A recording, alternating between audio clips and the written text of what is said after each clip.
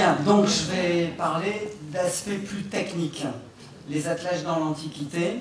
Je vais essayer de couvrir la période qui va du 3e millénaire et jusqu'à la fin de l'Empire romain. Oui, 4e, 3e, 4e. Enfin, pour ce qui me concerne.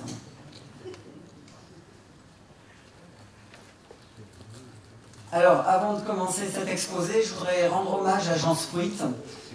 Tout le long de l'intervention, je parlerai souvent de Jean Spreet, qui a été j'ai envie de dire, l'inventeur de l'expérimentation dans le milieu équestre, dans la recherche, parce qu'il s'était rendu compte qu'il y a des théories qui disaient tout et n'importe quoi, notamment la théorie du commandant Lefebvre Desnouettes, qui disait que dans l'Antiquité, les harnais étranglaient les chevaux et que les jougs de garrot ne permettaient pas de... Enfin, que c'était des jougs de garrot, et en fait, on sait bien qu'on ne peut rien mettre sur le garrot d'un cheval sans entraîner des blessures. Donc il s'est dit, il y a un problème, on n'a pas pu se servir des chevaux pendant des centaines d'années avec un système qui ne fonctionne pas, d'après Lefebvre Desnouettes. Donc il a fait des études, des recherches et des expérimentations. Il a d'abord fait des maquettes qui sont là, que j'utilise maintenant, et il a fait ensuite des reconstitutions et des essais grandeur nature. Voilà, et là il a pu se rendre compte de ce qui était faisable, pas faisable. Voilà, donc je lui rends hommage, et j'y vais. Donc je parlerai j'essaierai de faire un panorama de datation et de localisation des attelages dans l'Antiquité, en tout cas ce qu'on en connaît. Je parlerai des spécificités des équidés de l'Antiquité et le contexte de l'utilisation des attelages. Je parlerai donc ensuite des chars antiques, c'est toute une période. Guillaume en a déjà pas mal parlé. Et de la partie ensuite de la période gallo-romaine, où là on a une évolution complète du système d'utilisation des attelages. Alors les grandes dates. On voit des attelages apparaître à peu près autour de 2005 avant Jésus-Christ et jusqu'au 1er siècle avant Jésus. Ça c'est l'époque des chars antiques, comme Guillaume les a évoqués. Ensuite il y a une autre période, c'est le monde gallo-romain. Comme je venais de le dire, on assiste à un changement complet de l'utilisation des attelages. Ce ne sont plus des chars, et on a l'apparition de véhicules de transport de personnes et transport de marchandises. Donc ce sont des périodes complètement différentes. Ensuite, 5e, 10e siècle, c'est ce qu'on appelle les siècles obscurs. On a très peu de documentation. Parce que bien entendu, c'est bien de faire des recherches, mais il faut avoir des données pour faire des recherches, trouver des choses pour les expliquer. Et dans cette période, on n'a plus rien, ou en tout cas très peu de choses. Donc on ne sait pas ce qui s'est passé à cette période. Et ensuite, on arrive à peu près au milieu du Moyen-Âge, et on voit apparaître des attelages et des harnais qu'on peut attribuer à l'époque moderne. C'est ce qu'on appelle l'attelage moderne. Ça va un peu évoluer, mais les grands principes sont posés, et ils vont évoluer jusqu'au 19e siècle. Alors parlons des équidés dans l'Antiquité. On en a déjà un peu parlé avec les autres intervenants qui m'ont précédé. Il ne faut pas confondre avec nos équidés actuels. Nous avons l'habitude de voir des chevaux de grande taille. Dans les périodes antiques, il y avait des chevaux de petite taille, des chevaux assez légers de petite taille. Vous voyez toutes les représentations qui ont défilé là tout à l'heure avec les différents intervenants. Si vous avez fait attention, vous avez toujours des chevaux qui, quand ils sont montrés à côté d'humains, ils sont de petite taille. On voit des garrots qui sont à peu près au niveau du nombril ou jusqu'au maximum au niveau de la poitrine des humains qui sont à côté. Alors on peut dire les dessins sont sujets à caution, mais les dessins sont tellement précis qu'on s'étonnerait quand même qu'ils aient fait des représentations si précises et en même temps des déformations des proportions. Ceci dit, je crois que Sébastien Lepez en parlera, les données, les squelettes qui ont été trouvés attestent de taille assez petite. Là, vous avez la Perse, pareil, des chevaux de petite taille. Il faut également, indépendamment de la taille des chevaux, parler du contexte d'utilisation d'un attelage. Parce qu'un attelage, vous ne pouvez pas le lancer sur un terrain qui comporte des rochers, qui comporte des buissons, qui comporte des forêts. Il ne peut pas fonctionner dans des dénivelés importants. C'est pour ça que l'utilisation des chars sur les scènes de combat, Guillaume en a parlé, c'était quand même exclusivement possible si le terrain est propice à l'utilisation du char. Si vous avez des zones de forêt, si vous avez des dénivelés, si vous avez des trous, d'ailleurs les armées ont très vite compris qu'il suffisait de faire des tranchées, de mettre des trous un peu partout, et les chars, ils ne pouvaient plus rien faire. Vous lancez un cheval au galop, il rencontre un trou, il explose le char, le trou. Donc il faut bien penser que utiliser un attelage, ça nécessite un terrain particulier. Ça nécessite donc des dénivelés peu importants, mais ça nécessite aussi une très grosse logistique des artisans pour les construire, des artisans pour les réparer.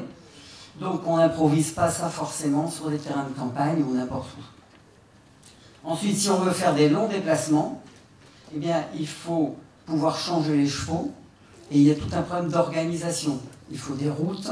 Voilà, c'est pour ça qu'il faut relativiser l'utilisation des chars. Alors, je parle dans un premier temps des chars antiques, donc la première période, en parlant de leur fonction, la construction et les techniques d'attelage.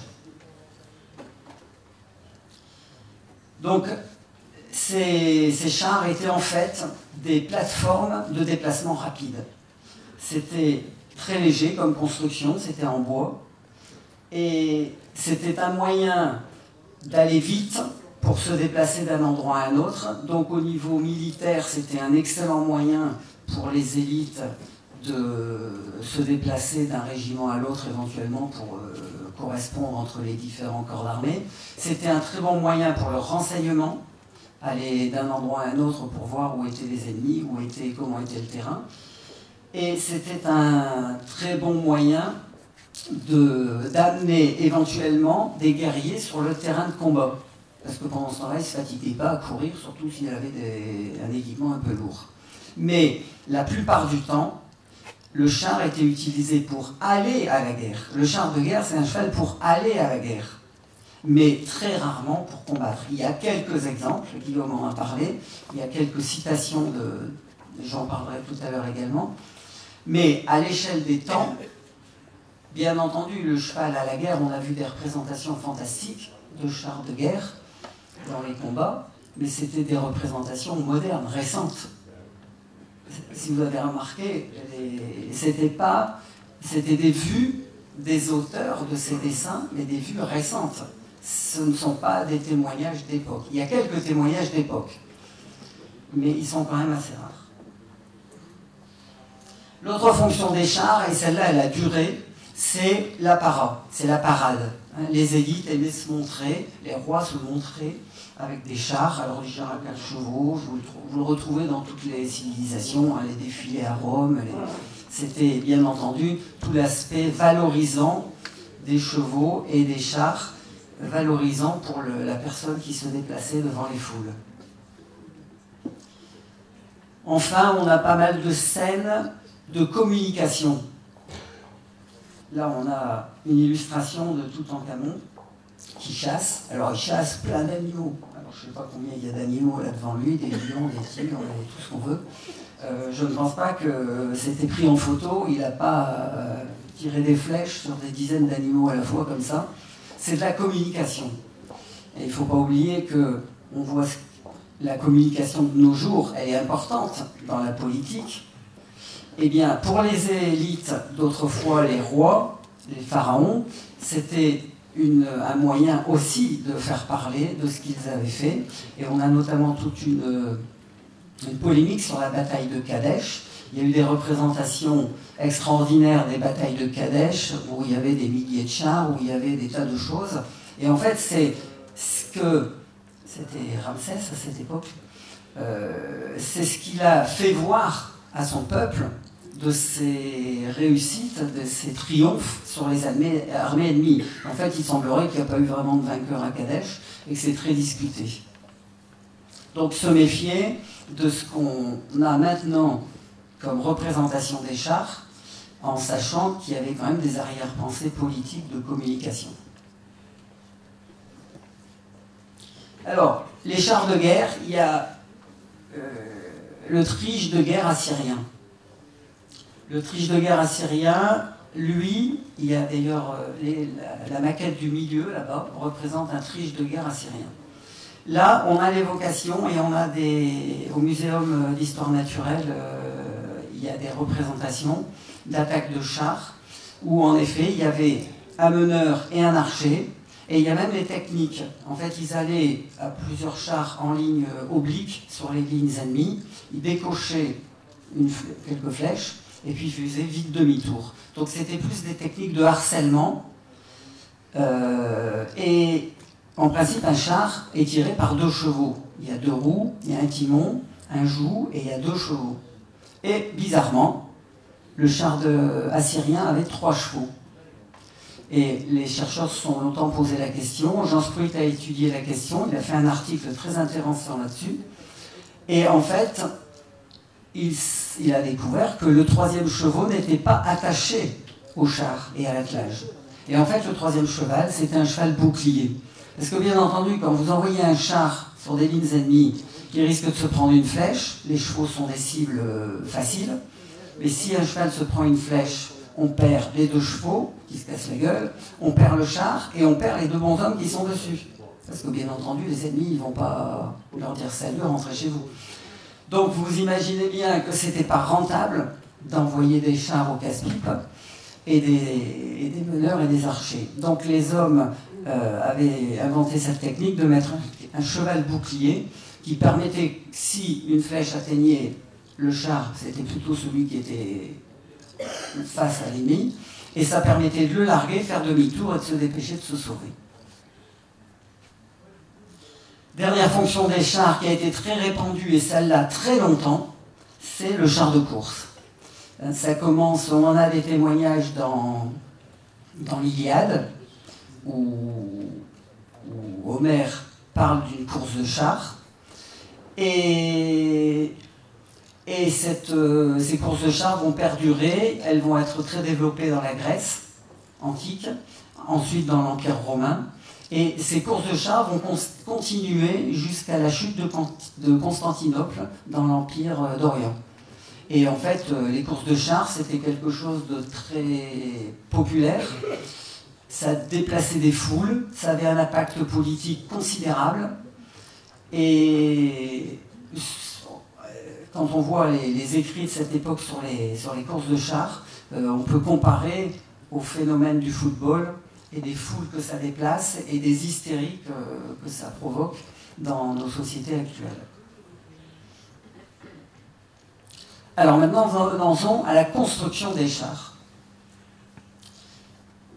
On n'a pas beaucoup d'éléments pour savoir comment ils étaient construits, mais en revanche, lorsque Carter a découvert la tombe de Toutankhamon, cette tombe qui était inviolée n'avait pas été pillée, et elle avait un mobilier extraordinaire, et il y avait 4 chars dans cette tombe. Du coup, il a pu étudier la construction des chars, et à partir de ça, Jean Spruit, qui a pu avoir les plans de Carter, il a pu reconstituer le char égyptien en l'étudiant à partir des éléments concrets des rapports de Carter. Pour ce qui est des chars égyptiens, on a également le char du musée de Florence, qui est arrivé jusqu'à nous, et qui est du même type que les chars de Toutankhamon.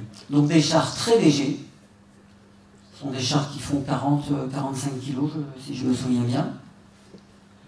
Et ceux que ça intéresse au niveau technique, vous pouvez voir là-bas sur le tableau des roues une roue de char assyrien, enfin une reconstitution bien sûr, et une reconstitution de char égyptien. La particularité de ces roues, on a l'impression que ce sont des roues à raies. Vous regardez la plus grande roue, là, la plus haute.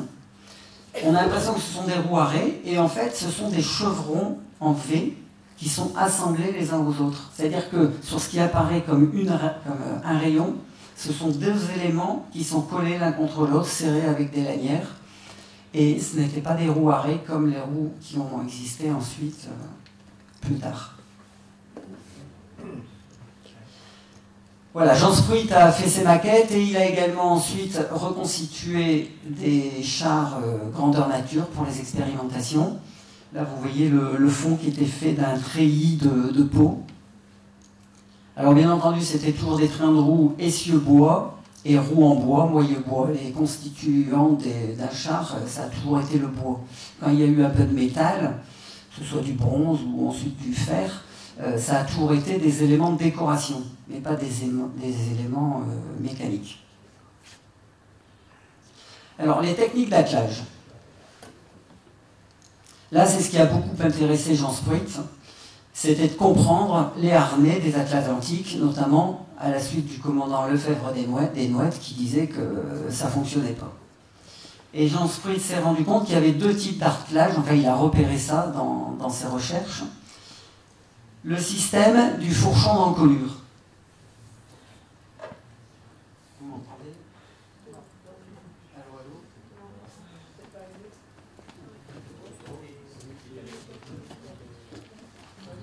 Allô, allô? Ah oui, c'est bon, c'est bon. Alors je vais me déplacer.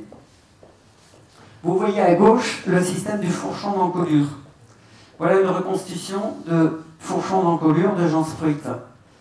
Ça, c'était l'attelage égyptien. Le fourchon d'encolure, donc, qui permet de le poser sur l'encolure du cheval. Et l'encolure, vous savez qu'elle est plus étroite que les épaules. Donc, quand c'était calé devant les épaules, quand le cheval partait, le fourchon d'encolure permettait de recueillir la force. Et c'est ainsi que la force était utilisée pour tirer le char. Sur la droite, le fourchon d'encolure, il est là-haut à gauche. Sur la droite, vous avez le collier d'épaule moderne. Et Jean Spruit a fait la liaison entre les deux. En fait, dans les deux cas, on se sert des épaules pour tirer, pour exploiter la force du cheval et tirer le véhicule. Alors bien entendu, le collier d'épaule est une forme bien plus aboutie, mais c'est le même principe de traction qu'a mis en évidence Jean Spruit. En dessous, à gauche, vous avez un joug dorsal. Alors au-dessus, vous aviez un joug d'encolure. Ce que je viens de vous montrer, c'est un joug d'encolure qui se place devant le garrot. En dessous, vous avez un joug dorsal qui se place sur le dos et qui est retenu pour la traction par une espèce de bande que Jean Spruit a appelée une bricole écourtée. Et il a fait l'analogie avec la bricole de l'attelage moderne, bricole qui permet de tirer par le poitrail. Voilà, donc là c'était une traction par le poitrail. Deux façons d'utiliser la force du cheval. Voilà, donc les fourchons d'encolure, on en a retrouvé puisqu'on a ceux de Toutankhamon, et puis on a eu d'autres qui ont été retrouvés également. Voilà, donc le char égyptien avec un joug d'encolure, et en fait cette maquette, c'est celle qui est là, que vous pouvez voir de plus près tout à l'heure si vous le souhaitez. Voilà, reconstitution grandeur nature, le joug d'encolure et les fourchons d'encolure, et ça fonctionne très bien. Alors bien entendu, avec des petits chevaux, et là les expérimentations ont été faites avec des chevaux de 1 mètre, 1 mètre 10, le char est léger, bien entendu, ça fonctionne bien, mais on est loin d'un attelage lourd. Voilà, le joug d'encolure et les fourchons, c'est pareil pour le char assyrien. Bon, pareil, le char qui est ici derrière moi, que vous pouvez regarder de près tout à l'heure. Et le char grec, avec le joug dorsal et les bricoles écourtées. Mais là, pareil, vous pourrez venir, si vous le souhaitez, regarder les maquettes grandeur nature. Voilà, l'expérimentation du char grec par Jean Spruit.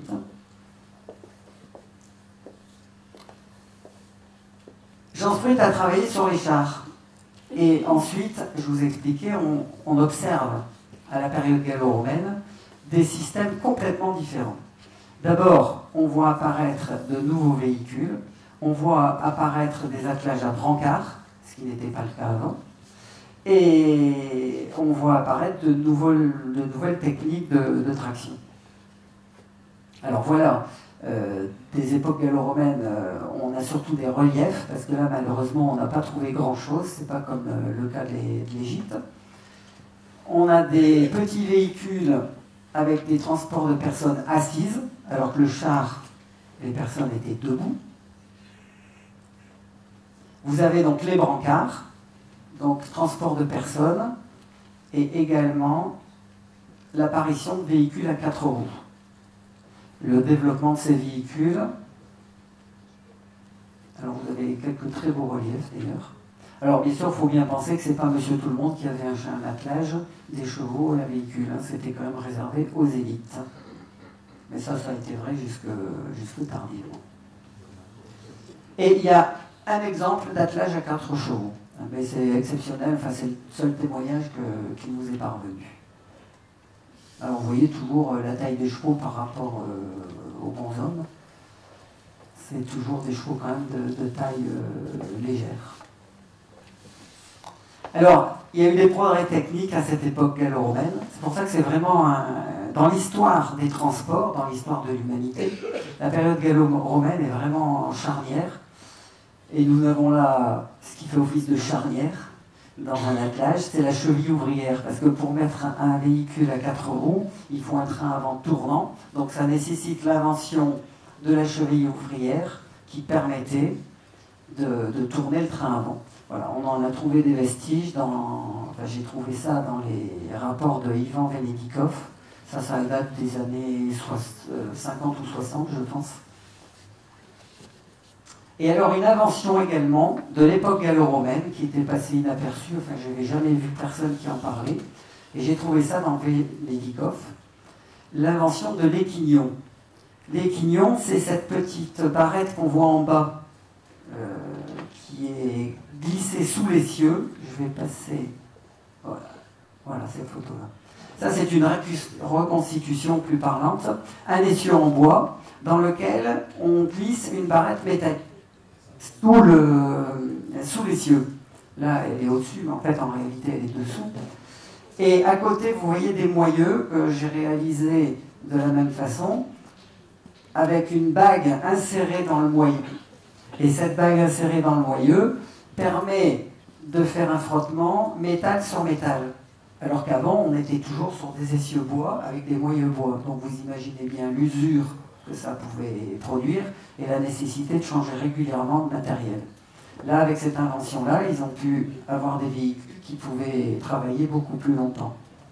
Cette invention de l'équignon, on la retrouve utilisée jusqu'à 1761 dans le traité des voitures de Garceau, où il parle des essieux dans la construction des voitures de l'époque, et il dit qu'il y a des essieux en fer, mais ils sont peu utilisés, et on utilisait encore toujours l'essieu en bois.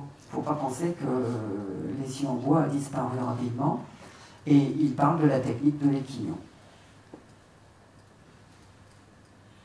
Alors, la question du harnais. Là, par contre, c'est un vrai problème parce qu'on avait toutes ces gravures qui étaient bizarres, avec des attelages à brancard ou des attelages à 2 chevaux, à timon, avec un harnais qui était très haut sur l'encolure. Et c'est là que Lefebvre Desnoëttes avait dit ça étrangle les chevaux et ça ne fonctionne pas. Et personne n'avait trouvé comment ça fonctionnait. Jean Spruit avait essayé, il n'avait pas trouvé, et puis il m'a dit continuez la recherche, moi j'ai fini, mais il faut chercher. Et dans les fouilles des périodes gallo-romaines, on trouve de nombreux objets de ce type, ce que j'ai appelé des pièces en V, et elles sont parfois associées à ce qu'on voit à droite, des plaquettes en bois avec des crochets. Alors c'était assez énigmatique comme système. J'avais fait un premier article qui posait des questions justement sur les attelages gallo-romains, ce qui pouvait se faire, pas se faire. Et à la suite de cet article, un archéologue m'a appelé. Et il m'a dit, mais on a trouvé des plaquettes en bois dont vous parlez. Et il m'a dit, si ça vous intéresse, je vous envoie des photos. Alors bien entendu, ça m'intéressait. Il m'a envoyé les photos, les mesures. Et j'ai eu la forme de profil de ces plaquettes qui sont courbées. Et là, j'ai reconstitué et j'ai compris. Voilà la reconstitution. Vous les avez ici. Alors, je ne sais pas, quelqu'un peut m'aider?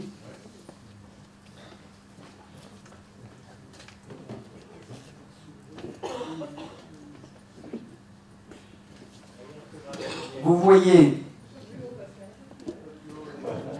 encore plus haut. Vous voyez ces pièces en V, une reconstitution, et les plaquettes en bois.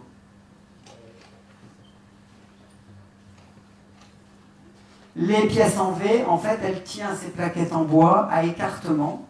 Ces plaquettes en bois viennent sous l'encolure et leur forme, leur galbe, permet d'épouser la forme des muscles de l'encolure. Et les attaches en V, en métal, elles maintiennent de façon ferme et elles évitent l'écartement de ces plaquettes.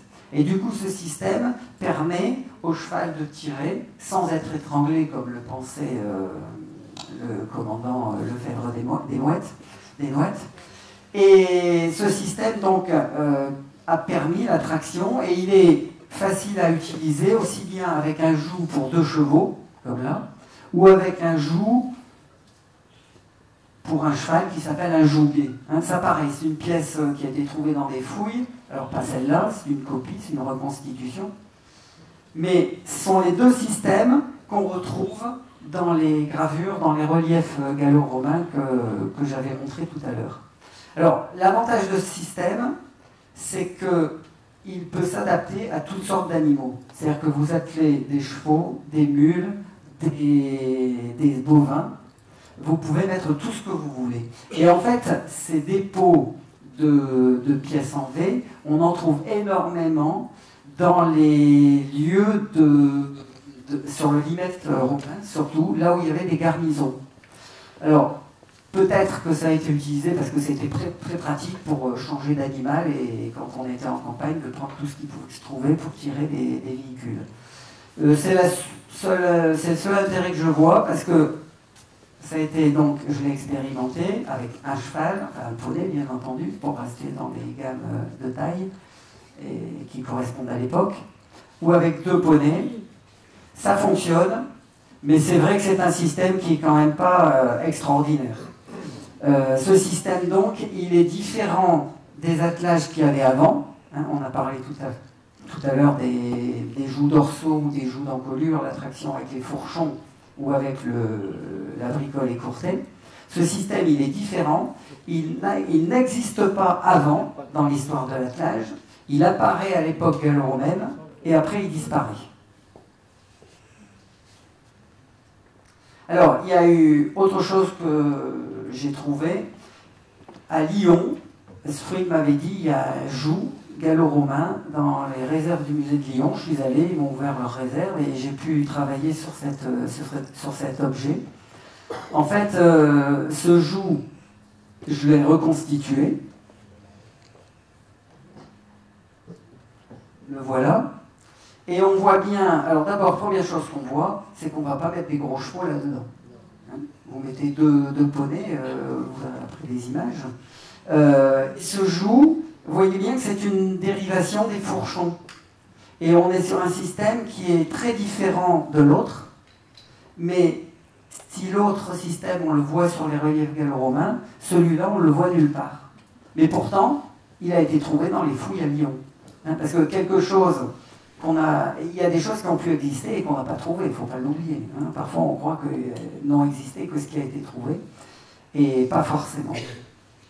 Donc ce système, il existe, et il est, pour le coup, très efficace. Et là, on voit quand même l'amorce d'allongement des fourches sur les côtés, qui vont probablement mener au collier d'épaule. Alors, il y a des tas de gens qui ont dit que le collier d'épaule, c'est une géniale invention qui est apparue tout d'un coup au Moyen-Âge, et on rentre dans l'ère de l'attelage moderne.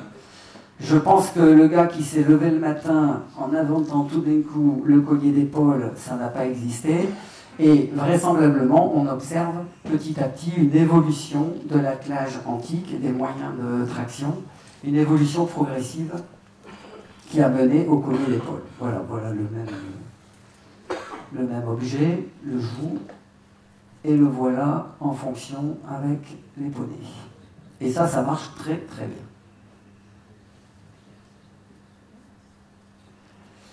Voilà, après ce système-là, on a l'exemple du joug de Lyon. On peut l'imaginer adapté pour un seul cheval. Et à ce moment-là, ça expliquerait ce relief gallo-romain, qui date du 1er siècle également, où vous voyez, pareil, le même système très haut sur l'encolure, mais malgré tout, un système qui ressemble à un fourchon. Voilà, enfin ça, ce sont des hypothèses, puisqu'on n'a pas la certitude.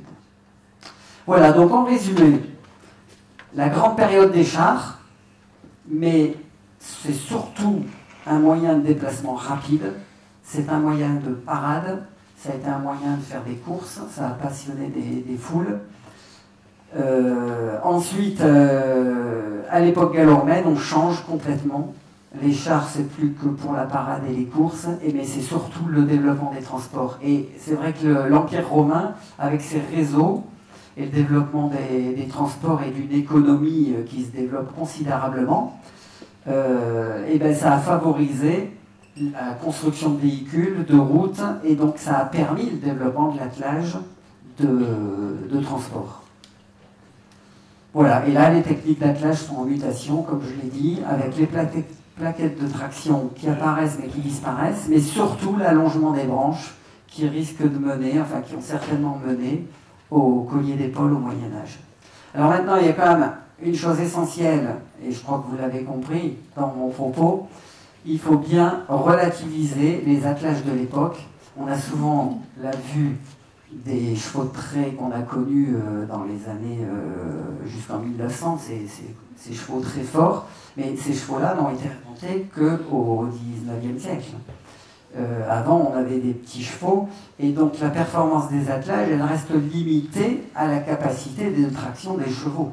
Et un cheval lourd peut tirer du lourd, mais un petit cheval léger, il peut tirer un peu plus, mais ça va être très dur pour lui, et il ne va pas aller très loin. Donc si on veut tirer du lourd, il faut avoir des chevaux lourds, et c'est ce que s'est employé à faire l'élevage au XIXe siècle. À cette époque, il ne faut pas rêver, on reste quand même sur des petits chevaux et donc on reste sur des véhicules relativement légers. Et d'ailleurs, vous regardez toutes les représentations, vous voyez toujours des petits véhicules, sauf si vous regardez des représentations qui ne datent pas de l'époque. Si vous regardez des représentations du XXe siècle, on montre des chevaux du XXe siècle. Mais non, à l'époque gallo-romaine, on avait des petits chevaux. Voilà, j'en ai fini. Merci.